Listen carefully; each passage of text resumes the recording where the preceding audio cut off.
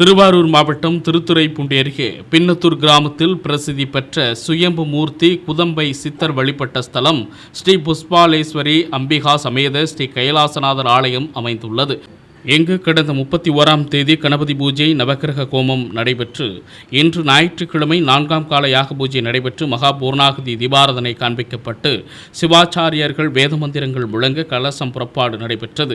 கோவிலை சுற்றி மேலதாளம் முழங்க எடுத்து வரப்பட்டு கோவில் கும்பத்தில் புனித நீர் ஊற்றப்பட்டு கும்பாபிஷேகம் நடைபெற்றது. தொடர்ந்து பக்தர்கள் மீது புனித நீர் தெளிக்கப்பட்டது. இதில் ஏராளமான பக்தர்கள் கலந்து கொண்டு சாமி தரிசனம் செய்தனர்.